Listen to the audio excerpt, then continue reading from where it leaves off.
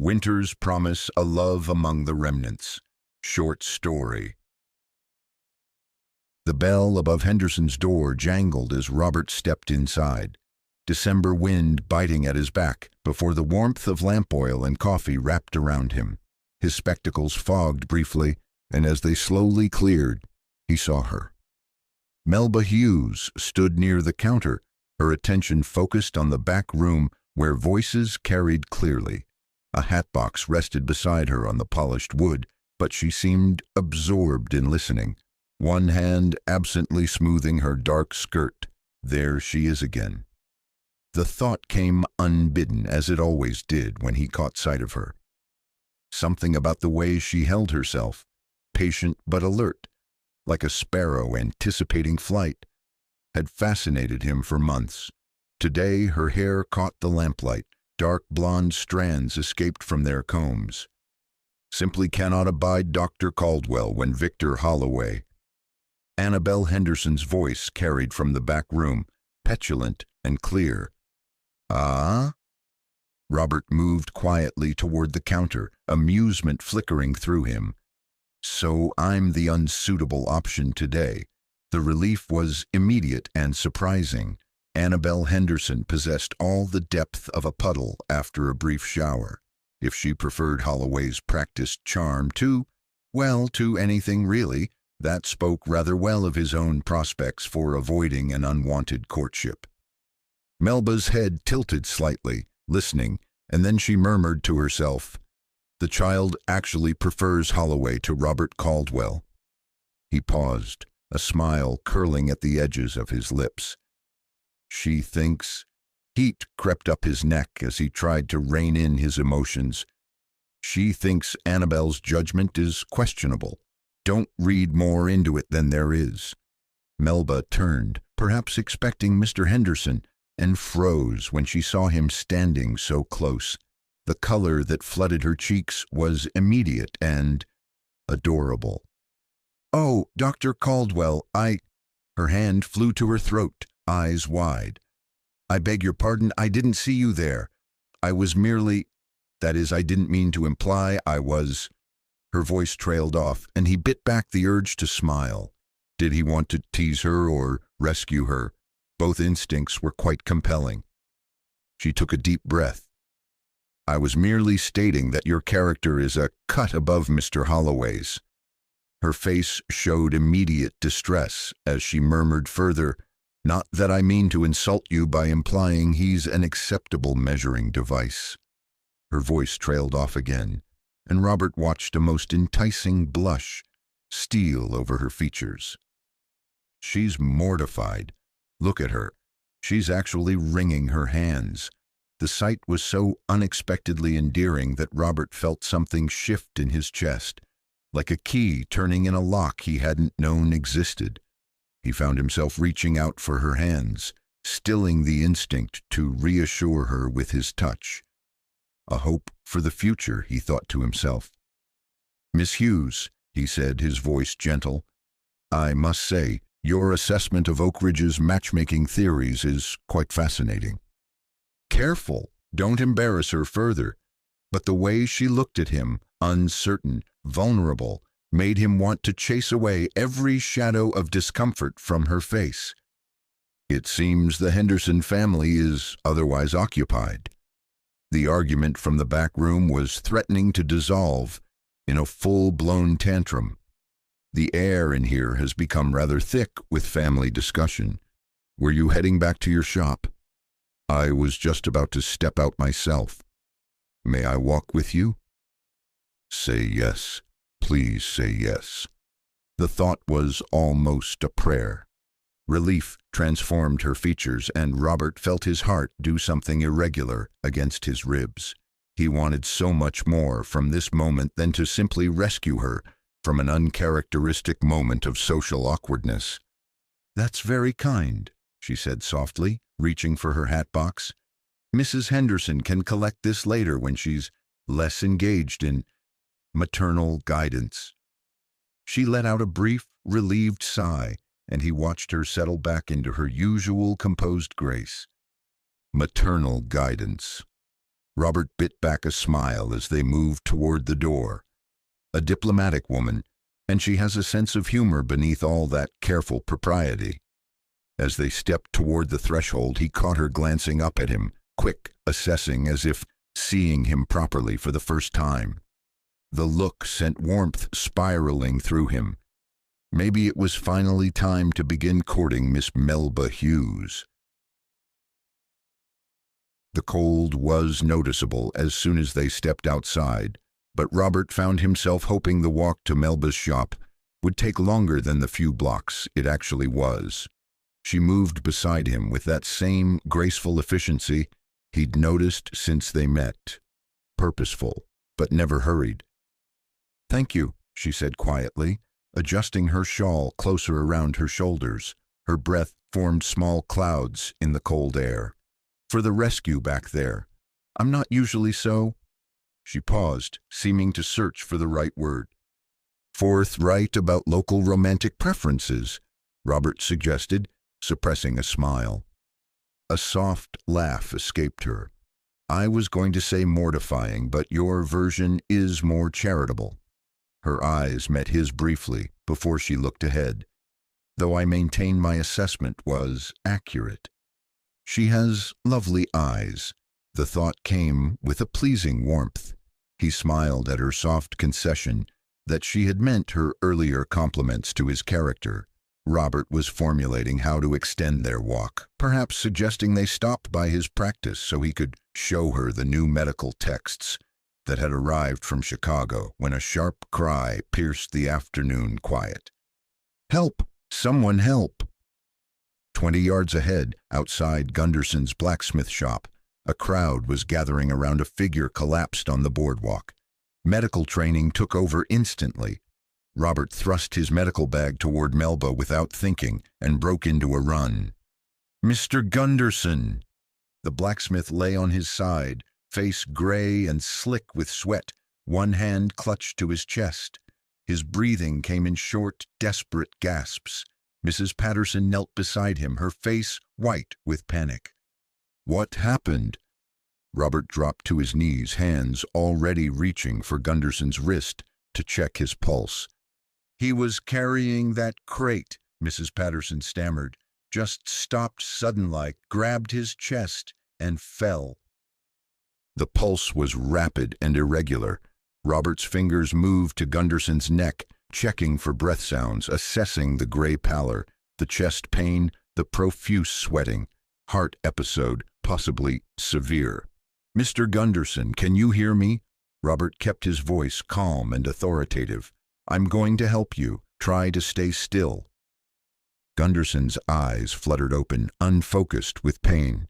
"Can't breathe." "I know. We're going to fix that." Robert looked up to find Melba kneeling on Gunderson's other side, his medical bag open beside her. She'd torn a strip from her petticoat without hesitation. Fine white cotton now pressed against a scrape on the man's forehead where he'd struck the boards. "What do you need?" she asked simply, as if assisting in medical emergencies was something she did every Tuesday. No hysteria, no swooning, no wringing of hands, just calm competence and an immediate willingness to help.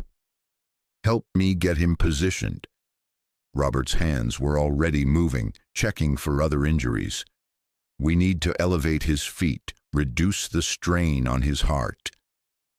Melba's hands joined his, supporting Gunderson's legs as they maneuvered him carefully. Her movements were sure and steady, following Robert's lead without needing detailed instruction. She was quick to find the laudanum when he indicated the need for it, and without being asked, she'd removed her own shawl and was gently placing it over Gunderson's shoulders. "That's it," Robert murmured as Gunderson's breathing began to even slightly. "Just rest now. The pain should ease soon." "Robert," Dr. Franklin's voice carried across the street as the older physician hurried toward them, medical bag in hand. "What do we have?" "Heart episode, I believe," Robert replied, not taking his eyes off his patient. "Severe chest pain, irregular pulse, sudden onset while he was working. I've got him positioned and stable for the moment." Dr. Franklin knelt beside them, his experienced hands immediately taking over the primary examination while Robert shifted to assist. "Excellent preliminary work," the older doctor murmured, then his gaze moved to Melba.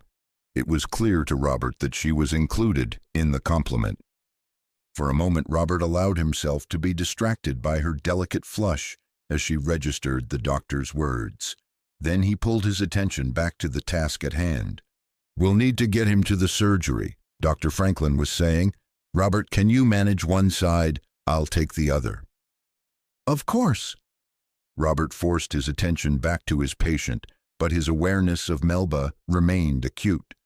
As they carefully lifted Gunderson, she moved without being asked to gather the scattered medical instruments, cleaning and returning them to their proper places in his bag. Natural, intuitive, she'd make a perfect doctor's wife. Heat climbed Robert's face immediately at the thought, and he caught himself staring before quickly looking away, hoping his sudden flush would be attributed to the physical exertion of moving their patient rather than the completely inappropriate direction of his thoughts about Miss Melba Hughes. "Get hold of yourself," he thought sternly. "She's been kind in an emergency.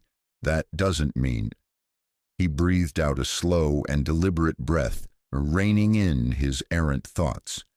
But there had been a certainty in his observation that he couldn't ignore. Even after Melba left the medical clinic, even as he and Dr. Franklin continued their treatment of Mr. Gunderson, even as he kept a bedside vigil after Dr. Franklin went to rest, the thought returned again and again, and his certainty grew into a heartfelt prayer. "Lord, I don't just think she would make a perfect doctor's wife." He straightened the blankets, pausing to check Mr. Gunderson's pulse before settling back into his chair. "I think she's the perfect bride for me." His thoughts and prayers tumbled throughout the night. He continued to monitor Mr. Gunderson, thankful that the man's condition held steady. He prayed the man would continue to mend, and if his prayers for his patient were interspersed with the occasional plea for wisdom and patience regarding his hope to court and someday marry Miss Melba Hughes, he supposed that neither the Lord nor his patient would mind the gentle intrusion she continued to make into his thoughts. Robert stepped inside Melba's shop, immediately hit with the familiar scents he'd begun to associate with her, the smell of the lavender sachets peeking out from between fabric bolts, the sharp tang of fabric dyes, beeswax from the polishing cloth she likely used on her sewing machine. Afternoon light slanted through the front windows, illuminating the rainbow of ribbons hanging from wooden spools along the far wall. The wrapped package tucked under his arm felt monumentally heavy. 3 days of rehearsing this moment, and his carefully prepared words had evaporated the instant he'd seen her. Melba looked up from her work table where she was stitching pearl-white ribbon onto a winter bonnet, her nimble fingers stilling mid-stitch. A smudge of blue dye marked her left wrist. "Dr. Caldwell, good afternoon." "Miss Hughes." He removed his hat with one hand, nearly dropping the package with the other. His spectacles had fogged slightly from the temperature change, and he found himself blinking rapidly as he waited for them to clear. "I wondered if I might... That is, I hoped you wouldn't mind if I..." He gave up then and gestured vaguely with the package. "Smooth, Robert," he scolded himself silently. "Keep it together, man." Her eyebrows rose slightly, and a flicker of amusement crossed her features. He wondered if she found his own awkwardness as endearing as he found hers. "Would you like to sit down, Doctor Caldwell?" she began. "You look rather nervous," he supplied as her voice trailed off, then immediately wished he hadn't admitted it. "I've brought you something." He placed the wrapped book on her counter with hands that were steadier, performing surgery than they were in this moment. The brown paper crinkled softly under his fingers as he passed her the gift. It's a volume on botanical illustration. I noticed, that is, the other day you mentioned colors, and I thought. Heat crept up his neck. The artistic techniques are quite remarkable, similar to your work in precision and in... He trailed off, watching her carefully unwrap the paper. She has beautiful hands. The thought struck him as her fingers traced the leather cover with obvious reverence. Work-worn but graceful, stained with a dozen different dyes that told stories of her craft. "Dr. Caldwell," she breathed, opening to a page of detailed iris illustrations. "This is exquisite, but surely this cost I couldn't possibly accept such an expensive... Please." The word came out more urgently than intended, and he stepped closer to the counter, close enough to catch the faint scent of rosewater that always seemed to cling to her hair. "Miss Hughes, I was wondering..." He cleared his throat, pulled at his collar. "I hoped I might ask permission to call upon you properly, with honorable intentions." The formal words hung between them. Her fingers stilled on the book's pages. "Oh." The single syllable was barely a whisper. "You mean to... You're asking to court me." Why is she so surprised? He wondered, tender amusement replacing his nervousness. She does not appear to find the idea repulsive. "I am." He felt himself begin to relax. "If you would be amenable to such an arrangement." Color bloomed across her cheekbones. For a heartbeat, 2 heartbeats, she said nothing, and Robert felt his carefully constructed confidence begin to crumble. She's going to refuse. Of course she is. What was I thinking? "I believe," she said softly, and her smile was like sunrise breaking through a cold, gray winter. "I would be very amenable to such an arrangement, Dr. Caldwell." Dinner at the Franklins had passed in a pleasant blur of easy conversation and shared laughter. Robert found himself continually surprised by how naturally they spoke together, how her observations about the town complemented his own, how she listened with genuine interest when he described his work. Now, walking slowly toward her shop in the crisp December evening, he was reluctant for their time together to end. Melba's gloved hand rested lightly in the crook of his elbow, and he found himself adjusting his pace to match her shorter steps. They walked in comfortable silence for a moment, their footsteps echoing softly on the wooden boardwalk. Robert found himself acutely aware of her presence beside him, the rustle of her skirts, the way she unconsciously matched his breathing, how perfectly her hand fit against his arm. "What made you choose Oakridge?" she asked eventually. "Surely a man with your education could have found opportunities in larger cities." Robert considered for a moment. "I had offers in Chicago, prestigious hospital, wealthy patients." He paused, watching his breath mist in the cold air. "But I wanted to practice medicine, not social climbing. Here I can focus on healing rather than politics." "And Dr. Franklin is the best teacher I could have hoped for." Robert smiled at a memory. "The first day I arrived, he was treating Mrs. Kowalski's youngest, no charge, and despite her churlish refusal, with the same care he'd show the mayor's family. Wouldn't let her pride stand in the way of his patient's needs. Gave her a dignity that was as effective as any medicine might have been to calm her nerves.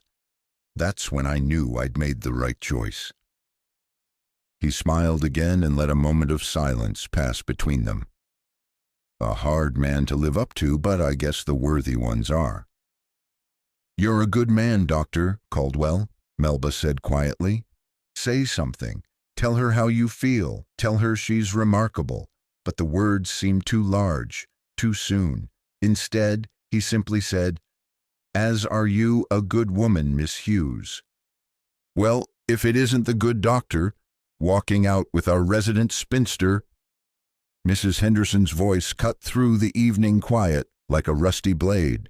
She stood beside Mrs. Patterson, both women clutching their sewing baskets and wearing expressions of theatrical concern. Mrs. Henderson, Mrs. Patterson." Robert tipped his hat politely, but his free hand moved instinctively to cover Melba's fingers where they rested on his arm. "Such a charitable soul you are, Doctor Caldwell," Mrs. Henderson continued, her voice pitched to carry down the entire block. "Taking pity on poor Miss Hughes at her age, though I can't imagine what you see in a woman who's been on the shelf so long when there are so many fresh, suitable young ladies available." Her gaze fixed meaningfully on Melba. "My Annabelle, for instance, is barely 18 and has had 3 proposals already this season." Robert felt Melba's fingers tighten imperceptibly on his arm, felt the slight stiffening of her spine. Anger, hot and protective, flared in his chest. Suitable? These women wouldn't recognize true worth if it was stitched in gold thread across their finest petticoats. "How fortunate for your daughter," he replied evenly, his voice carrying its own subtle warning. "Though I find experience and character far more valuable qualities than mere youth. Good evening, ladies." He guided Melba firmly past them, not slowing until they'd turned the corner toward her shop. Only then did he feel the slight tremor running through her arm. "Don't," he said softly, stopping beneath the lamppost outside her shop. "Don't let their small minds diminish what we have." "What we have?" she asked. The vulnerable whisper made his chest tighten. "Something rare," Robert said, conviction in his words. "Something worth protecting." They stood facing each other in the golden circle of lamplight, close enough that he could see the hurt she was trying so hard to hide, close enough that the urge to pull her into his arms was almost overwhelming. "Too soon," he reminded himself firmly. "Thank you, Dr. Caldwell," she said quietly, "for walking me home tonight, for everything."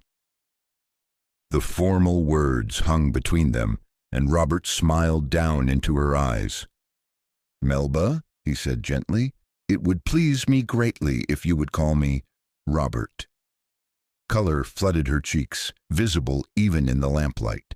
The use of his Christian name would mark them as truly courting, an intimacy that spoke of serious intentions. "Thank you, Robert." His name on her lips sent warmth spiraling through him.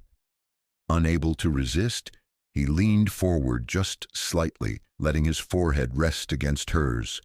Close enough to breathe the same air, close enough to feel her warmth, close enough to promise without words that this was only the beginning. "I want to kiss you," he thought desperately. "I want to kiss you until you forget every cruel word they've ever said." "Good night, Melba," he whispered instead. "Good night, Robert." The gentle smile in her soft response brought an answering smile of his own as he waited there under the lamplight for her to make her way into her home inside her shop. The acrid scent of carbolic acid had become as familiar as his own cologne. Robert pressed the back of his hand to his forehead, trying to ease the persistent ache that had settled behind his eyes 3 days ago, when the epidemic began. Every house on Maple Street had at least one patient down with fever, and Oak Avenue wasn't faring much better. He stepped out of the Kowalski cottage, medical bag heavy with laudanum bottles and willow bark powder, and nearly collided with a familiar figure hurrying up the front walk. "Robert!" Melba's cheeks were flushed from the cold December air, but her arms were laden with clean linens and what appeared to be soup containers. "How is little Anna?" "Fever's broken," he said, relief evident in his voice. "She should recover fully with rest." "How does she always know exactly where I'll be?" The thought brought a tired smile to his lips. Her help had been invaluable since the sickness began. "What's all this?" "We've organized the women to help with nursing supplies. I've got linens for the Kowalskis, and Mrs. Wilson sent beef broth." She shifted the bundles in her arms, revealing a small cloth bag. Also, willow bark tea. I remembered you mentioning it helps with fever. Robert stared at her, warmth unfurling in his chest, despite his exhaustion. Melba, this is... He reached out to steady the toppling soup container. This is exactly what we need. The ladies are taking shifts, she continued, falling into step beside him as they headed toward the next house.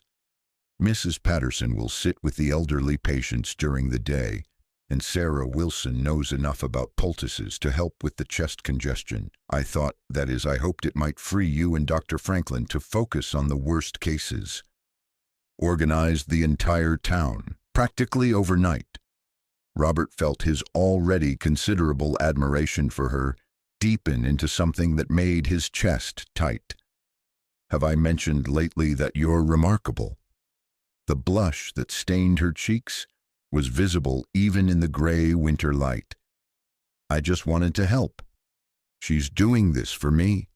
The knowledge sent a pleased warmth through him. They worked through the morning in comfortable partnership, Robert examining patients while Melba distributed supplies and organized the volunteer nurses. Her competence in coordinating care impressed him as much as her calm presence had during Mr. Gunderson's heart episode. She has instincts for this work, natural talent. By afternoon, the crisis felt manageable for the first time in days. Robert was examining Mrs. Henderson's youngest when the sound of carriage wheels on frozen ground drew his attention to the window. A buggy had stopped outside Dr. Franklin's practice, and a young woman in an expensive traveling coat was stepping down. "Ah," Dr. Franklin said, appearing in the doorway with a broad smile. "That would be my niece. Nellie's arrived from Chicago." Robert glanced up from his patient, mild curiosity stirring. "The nurse you mentioned?" "Indeed. Trained at Rush Medical College, no less. She'll be a godsend, even if we are near the end of this epidemic." Dr. Franklin's pride was evident as he moved toward the window. "Lovely girl, and accomplished too. Wait until you meet her properly." Through the glass, Robert could see the young woman directing the driver about her luggage. Even from a distance, her bearing suggested efficiency and professional competence. Light brown curls peeked from beneath a fashionable bonnet, and her movements were those of someone accustomed to taking charge. She'll be useful, Robert thought practically, returning his attention to his small patient. An extra pair of trained hands will help considerably. "Miss Franklin," Dr. Franklin was saying an hour later, when they returned to the practice, "I'd like you to meet my assistant, Dr. Caldwell. Robert, this is my niece, Nellie." Nellie Franklin was prettier up close than she'd appeared from the window, perhaps 24, with clear hazel eyes and an engaging smile. Her traveling dress was fashionably cut but practical, and she moved with the brisk efficiency Robert associated with hospital-trained nurses. "Dr. Caldwell," she said, offering a firm handshake. "Uncle William has written so much about your work here. I'm eager to assist however I can. Miss Franklin, your uncle speaks highly of your training. We can certainly use experienced help." "I've brought supplies from Chicago, the latest surgical instruments and medications," she continued, her enthusiasm evident. She peered around, as if taking note of where she could put that enthusiasm to immediate use. Knowledgeable, professional, exactly what we need. Robert nodded absently as she outlined her experience, his attention drifting toward the window where he could see Melba across the street, still coordinating the volunteer efforts. "Maybe with her arrival I can finally get in some official courting." The epidemic, though thankfully mild, had put a damper on his romantic efforts. It was during his evening rounds, checking on the Patterson infant, that Robert first became aware of the town's reaction to Nellie Franklin's arrival. "Such a blessing having a proper nurse arrive just when she's needed," Mrs. Patterson was saying to her neighbor, Mrs. Foster, as Robert checked the baby's breathing. a real professional, trained in the city. And so well suited to Dr. Caldwell, Mrs. Foster replied with meaningful emphasis. Robert's hand stilled momentarily on his stethoscope. Well suited, the words rankled. Annabelle Henderson saw them working together this afternoon. Mrs. Patterson continued, lowering her voice, though not enough to exclude Robert from the conversation. Said they looked quite natural together, both so serious and dedicated to their profession. Much more suitable than that milliner woman he's been seen with, Mrs. Foster added, with evident satisfaction. I mean, what could Dr. Caldwell possibly find to discuss with someone who makes hats for a living? The baby's breathing was clear and steady, Robert noted with professional satisfaction. The fever had broken completely. Good. One less patient to worry about. He began packing his instruments, the women's chatter fading into background noise until Mrs. Patterson's next words caught his full attention. Poor Miss Hughes. Such pretensions, thinking she could catch a man like Dr. Caldwell at her age. Though I suppose she's been useful during the epidemic, organizing supplies and such. Pretensions? Robert straightened abruptly, his jaw tightening. Useful? The casual dismissal of Melba's extraordinary efforts during the crisis sparked anger he worked to control. The baby's fever has broken completely, he said to Mrs. Patterson, his voice more clipped than strictly necessary. Continue the willow bark tea for another day, then she should be fully recovered. Thank you, doctor, and whatever else she might have said was lost as Robert gathered his bag, with force that spoke of his temper. Good evening, ladies. The December air felt good against his heated face as he stepped outside, his boots crunching on the frozen ground, as if my choice of bride is anyone's concern but my own.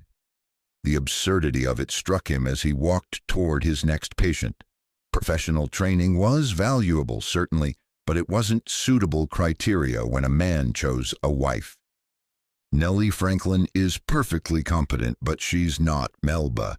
The comparison wasn't even close. By the time he finished his rounds, Robert had dismissed the gossip entirely. Let the town speculate all it wanted. His heart was completely settled on Melba Hughes. It wasn't until the next morning, when he arrived at the church, that he noticed something different in Melba's manner. She stood near the improvised supply table, sorting through clean linens with the same methodical efficiency she brought to her millinery work. The church hall had been transformed into a temporary hospital, but it was no longer strictly needed as the epidemic continued to wind down. Their final patients would likely be home by the next morning. Good morning, Melba said when she saw him, her voice carrying the same warmth as always, but her smile seemed somehow dimmed. She held herself with a careful composure, and he felt somehow that their courtship might be losing ground. Melba. He set down his medical bag, studying her face with the same attention he would give to diagnosing an illness. Is everything all right? Of course, she replied, but her eyes didn't quite meet his. I've brought fresh linens for any remaining patients, and Mrs. Wilson wanted me to ask about additional supplies you might need. Something's wrong. He reached out instinctively, then checked himself when she stepped slightly away from his extended hand. Melba, what's Dr. Caldwell? Nellie Franklin appeared from between the rows of nearly empty beds, crisp and professional in her starched apron. I've prepared the morning medications, and there are 2 patients requesting house calls. Miss Franklin, Melba said politely, inclining her head with perfect propriety. How nice that you've arrived to assist. I'm sure Dr. Caldwell appreciates having someone with proper training to help during the crisis. Proper training? Robert frowned at the subtle emphasis. What's brought this on? Miss Hughes has been invaluable in organizing community support, he said firmly, watching Melba's face for any sign of what had caused this sudden distance. The volunteer nursing program she coordinated has been essential. Such a blessing, Nellie replied warmly, smiling at the other woman. Community involvement is so important during a health crisis. Melba gave a wan smile and began moving toward the door. I should let you both attend to your patients, she said, with the same careful politeness. Good day, Doctor. Caldwell, Miss Franklin. Robert watched her go, confusion and concern warring in his chest. Shall we begin rounds? Nellie asked, seeming oblivious to the tension that had filled the room moments before. Yes, Robert replied absently, his gaze still fixed on the empty doorway where Melba had disappeared. Something's very wrong here, he thought, and I need to find out what it is. Robert paused in the door of Melba's shop. The lavender, the dyes, the beeswax, all of the scents were the same, but they seemed to draw forth his nervousness rather than the excitement he usually felt when he looked at her. Melba looked up from her work table where she was carefully stitching pearl buttons onto a blue winter coat. Her smile was pleasant, perfectly polite, and utterly impersonal. Good afternoon, Dr. Caldwell. She didn't use his given name. The formality stung. Melba. He removed his hat, studying her face with gentle assessment. Guarded posture, averted gaze, hands busy with unnecessary tasks. I thought you might like to know that the last of our epidemic patients have fully recovered. How wonderful! She kept her eyes on her stitching, fingers moving with mechanical precision. Miss Franklin must be pleased with the success of the treatment. What did the nurse have to do with anything, he wondered. We all worked well together, Robert said carefully. Your organization of the volunteers was essential to our success. I'm sure Miss Franklin's professional expertise was far more valuable. The words were spoken without bitterness, which somehow made them worse. This was resignation, not anger. What's happened? Robert moved closer to the counter, catching the faint scent of rosewater in her hair. She didn't look up. Melba, have I done something to offend you? Of course not. Finally, she raised her eyes to his, and the careful blankness there sent alarm through his chest. You've been nothing but kind, Doctor Caldwell. Her continued formal address felt like a small blade between his ribs, and after watching her for a moment, he retreated, resolving to try again soon. He had tried twice more, and now he stood in the medical office, staring out the window toward Melba's shop with a feeling that was both numb and helpless. You're mooning about like a lovesick fool. Robert thought of his continued attempts to find out what had gone wrong. He had tried again the next afternoon, bringing her a book on fabric dyeing techniques he'd ordered from Chicago. She accepted it with gracious thanks and perfect propriety, as if he were merely an acquaintance performing a social courtesy. This is very thoughtful, she said, fingering the leather binding without really seeing it. But I'm sure your patients keep you quite busy. You needn't trouble yourself with such kindnesses. Trouble myself. The phrase was somehow worse than outright rejection would have been. She was practically encouraging him to give up. The last attempt had been Sunday, when he offered to escort her home after church. He had hoped to recreate the gentle intimacy of the walk home they'd shared after their dinner with the Franklins. Thank you, but that's not necessary, Melba had replied with that same terrible politeness. I'm sure Miss Franklin would appreciate your company far more than I. Why was she incessantly bringing up the new nurse? Robert, Dr. Franklin said, looking up from the patient chart he'd been reviewing, you've been staring at that window for 10 minutes. What's troubling you? Robert reluctantly pulled his attention from the window, noticing as he did how the afternoon light caught the painted sign above her door, and he found himself remembering the first time he'd really noticed her. Months ago, watching her work through that Same window, fascinated by the grace of her movements. Hypothetically speaking, when a woman withdraws from a man's company, Robert began carefully, what might prompt such a change? Dr. Franklin's eyebrows rose with barely concealed amusement. Anyone in particular we're discussing? Heat climbed Robert's neck. Miss Hughes has become distant, formal. I can't determine the cause. And when did this change begin? Not long after we started courting, right as the sickness began to clear, right when your niece arrived. He kept the somewhat resentful thought to himself. He was fairly certain the girl hadn't actually done anything herself to earn it. Dr. Franklin set down his pen, studying Robert's face with quiet attention. Sometimes the direct approach is best, Robert. Women appreciate honesty even when it's awkward. The older doctor's voice was gentle but firm. Don't assume she knows what's in your heart.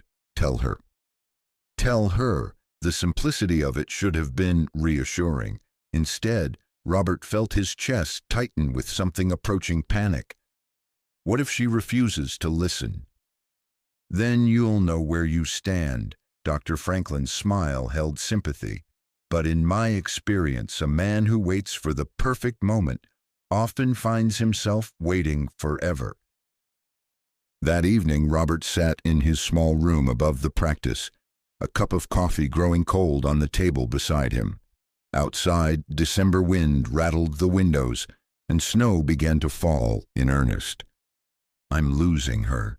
The thought struck like a physical blow. He'd begun building a future in his mind, counting on their life together, yearning for the home they'd create, waiting for when he would know what was behind each gentle curve of her smile, knowing already that she possessed the depths to keep him guessing all their lives. Dreaming of morning conversations over coffee, evening walks through town, the ways she'd make him laugh with her quiet observations about their neighbors. I can't lose her. Not when I've just found what I've been searching for. The pain of her withdrawal had stripped away all his careful restraint. I need her. No other woman could ever take her place in my heart. He closed his eyes, hands clasped before him. Lord, give me the words. Give me the courage to speak them. The prayer felt desperate. Show me how to reach her, Lord. When he opened his eyes, his resolve was solid and sharp.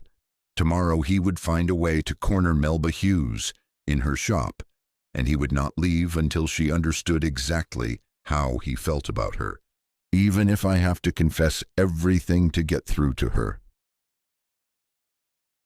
Robert waited in the shadow of the lamppost as Melba turned the key in her shop door, noting the careful way she checked the lock twice. Her shawl was pinned with the brooch she wore to social gatherings. This is it. If I don't say everything now, I'll lose her forever. Melba. His voice came out rougher than intended. She turned, startled, and he thought he saw a flash of hope in her eyes before that careful politeness settled over her features. Dr. Caldwell, I didn't see you there. May I walk with you? The words felt heavy. Please. She hesitated, her gloved fingers still clutching the shop key. I'm just going to Mrs. Patterson's for sewing circle. It's hardly necessary. Please, he repeated softly, and something in his tone must have reached her, because she nodded once, tucking the key into her reticule. They walked in silence for half a block. Robert's medical bag felt heavier than usual, and he realized his hands were clenched inside his coat pockets. The December air bit at his cheeks, but he barely felt the cold. Say something. You're running out of time. Melba, he began carefully, I need to understand what's changed between us. Her step faltered almost imperceptibly. Nothing has changed, Doctor Caldwell. I'm simply being more realistic about our circumstances. Realistic? Robert stopped walking, turning her to face him beneath the next lamppost. The The golden light caught at highlights in her hair, and he had to resist the urge to reach out and touch the escaped curl at her temple. "What does that mean?" She looked away, fixing her gaze on some distant point beyond his shoulder. "It means accepting that some situations are rather unsuitable, no matter how pleasant they might seem initially." He closed his eyes briefly against this new attempt to push him away. Lord, what on earth is she trying to convey? He didn't wait for an answer to his prayer, only opened his eyes and looked at her. His voice was soft when he spoke again. "Melba, look at me." When she reluctantly met his eyes, he saw the pain she was trying so hard to hide. "Please, just tell me what's really wrong." For a moment, he thought she might maintain the pretense. Then her shoulders sagged slightly, and when she spoke, her voice was barely above a whisper. "Miss Franklin is clearly a much more suitable companion for a man of your profession." The words came out in a rush, as if saying them quickly might make them hurt less. "Educated, accomplished, from your own social circle. The whole town sees it. They're all saying how perfect you are together, how much sense it makes." Robert stared at her, genuine bewilderment replacing his desperation. "What does Nellie Franklin have to do with anything?" The question seemed to break something in Melba's careful composure. "Everything, don't you see?" Her voice rose, then immediately dropped back to a whisper. "She's perfect for you. A trained nurse who can discuss your work, assist in your practice, move in the same educated circles. What could you possibly want with a spinster milliner who makes hats?" "She thinks I want Nellie Franklin." The realization was so absurd it nearly made him laugh, but his healthy sense of self-preservation stilled the impulse. "She's been torturing herself, torturing us both because she thinks I prefer another woman." "Melba," he said softly, stepping closer, "look at me." Reluctantly, her eyes met his. The raw pain there, unguarded for just a moment, made his chest ache. "I don't want Nellie Franklin," he said carefully, as if explaining a crucial diagnosis. "I have never wanted Nellie Franklin. I want you." She shook her head, tears now gathering in her eyes. "You don't understand. Everyone is saying—" "I don't care what everyone is saying." The words came out with quiet intensity. "Melba, listen to me. I've been watching you for months, long before we ever spoke properly." Her eyes widened, and he felt emboldened by her surprise. "Every time you walked past the practice, I found excuses to be near the window. I knew your routine. When you'd visit Henderson's store, when you'd return from your supply trips, which days you'd wear your blue dress." Heat climbed his neck at the admission, but he pressed on. "I told myself it was merely intellectual curiosity, professional admiration for your business acumen." He delivered this piece of his heart with the barest hint of wry, self-directed mockery that made clear what he thought of his suppositions now. He was pleased when a watery laugh escaped her. "Professional admiration.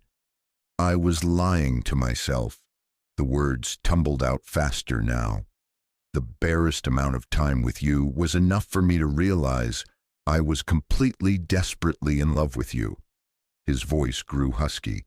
"A man doesn't give a fig when he's choosing his—" His voice broke off there as he hesitated. "Say it all. Don't hold anything back."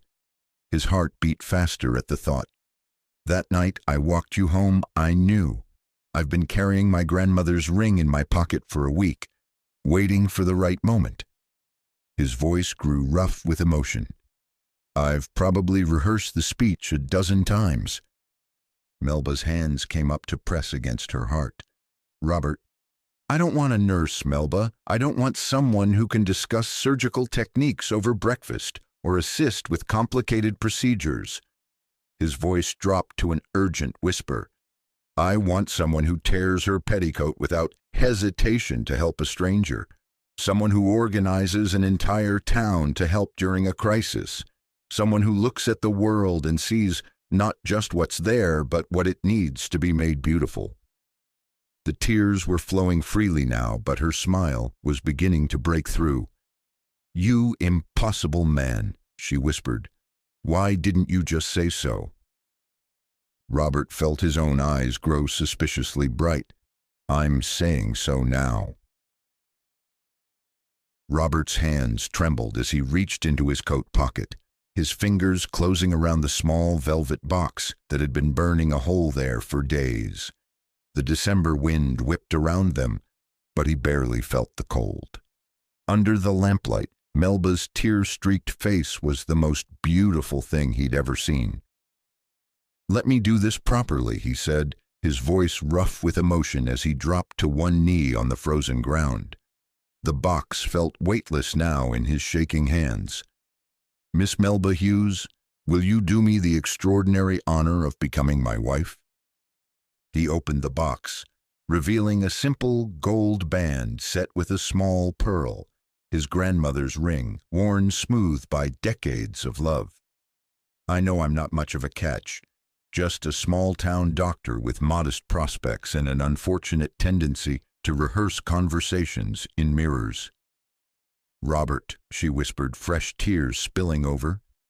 "But I love you," he continued urgently, still kneeling despite the cold seeping through his trousers. "I love your kindness, your competence, the way you create solutions when others can only see the problems. I love how everything I learn about you only serves to make me love you more." He rose slowly, never taking his eyes from her face. "You think you're too old, that you've been on the shelf too long?" His voice grew passionate. "I don't want a girl for a wife, Melba. I want a woman." He paused, his voice barely above a whisper, as he continued. "I want you. I only want you." "Robert, you think you don't make a good doctor's wife," he pressed on, words tumbling over each other. "I beg to differ. I knew you'd be everything a doctor needed, everything I needed, that day you stepped in when Gunderson collapsed. You've proven to be all of that, long before Nellie Franklin arrived in town." He stepped closer, holding her eyes with his own. "I want someone who'll challenge me to be better than I am, who'll make me laugh at the end of difficult days, who'll build a life with me instead of simply occupying the space beside me." A sob escaped her, but her smile was radiant. "Yes," she whispered, then louder. "Yes, Robert, I want to marry you." Relief flooded through him so completely that his knees nearly buckled. "Thank God," he breathed, taking her left hand with fingers that shook as he slipped off her glove and slid the ring onto her finger. Pleasure filled him when he saw that it fit perfectly. "I love you too," Melba said, her voice breaking with emotion. "I've been fighting it for weeks, telling myself I was being foolish, that a man like you could never—" She shook her head, wonder replacing the pain in her eyes. "I love you, Robert Caldwell, completely and quite desperately." Unable to wait another moment, Robert cupped her face in his hands, his thumbs brushing away the remnants of her tears. "May I kiss you, Miss Hughes?" he asked softly, his breath misting in the cold air between them. "I'm going to be Mrs. Caldwell," she whispered, her smile luminous. "You'd better—" He leaned down, pressing his lips to hers with all the tenderness and longing he'd been holding back for months. She melted against him, her hands fisting in his coat as she kissed him back, with a sweetness that made his heart race. When they finally parted, both were breathing unsteadily. "When?" he asked against her forehead, unwilling to step away from the circle of warmth they'd created. "How about a Christmas wedding?" she suggested. "Next Christmas?" Robert asked, fighting to keep his dismay at the year's engagement from his voice. "I think I might need another dose of patience, Lord." It was a very heartfelt prayer, but he was distracted as he felt his intended's soft laugh as she leaned in. His heartbeat increased as he felt her whisper tickle his ear. "I meant this Christmas," she breathed, and they kissed again under the December stars. Robert tucked Melba's hand more securely into the crook of his elbow as they continued toward Mrs. Patterson's house, both exhilarated and still slightly breathless from their kiss. The December air no longer felt quite so sharp, and the snow crunching beneath their feet seemed to mark a rhythm of celebration. "I can't quite believe it's real," Melba murmured, flexing the fingers of her left hand where his grandmother's ring caught the moonlight. "It's real," Robert assured her, covering her hand with his own, "though I may need to pinch myself when we tell the ladies." He pressed a gentle kiss against her hair. "Should we tell them?" Her voice held more speculation than doubt. "It might be better to just let Pastor Wilson make an announcement." They paused outside Mrs. Patterson's front door, warm light spilling from the windows, along with the gentle murmur of female voices. Robert thought for a moment before he responded. "I don't think inviting them into our joy will stop their tongues from wagging, but it might shift the nature of their words." "Ready?" Melba asked softly, and the joy in her eyes filled him with tenderness. "More than ready," he replied, pleased with the soft laugh that bubbled out from her. Mrs. Patterson's parlor fell silent the moment they entered together, 6 pairs of eyes taking in their linked arms and radiant expressions with immediate understanding. "Ladies," Melba said, her voice warm with happiness as she held out her hand, "I have wonderful news to share." The exclamations were immediate and overlapping. Mrs. Patterson clapped her hands together. Mrs. Foster gasped with delight. Even Mrs. Henderson looked genuinely pleased as she examined the ring. "December 23rd, Robert found himself saying when asked about the date. "A Christmas wedding." "Oh, my dear." Edith Franklin rose from her chair near the fire, embracing Melba warmly. "William will be absolutely delighted. He's been hoping Robert would find the right woman, and I couldn't be happier with his choice." The ladies immediately began planning who would make the cake, which flowers might be available in December, whether the church could accommodate the ceremony. Robert held back a laugh. It seemed the ladies expected the whole town to show out for the wedding. He watched with quiet satisfaction as Melba flushed with pleasure over something Mrs. Franklin said. Not so many days until she would be his wife, the hearth and heart of his future. He tucked his hands into his pockets and settled in to enjoy every moment of the wait.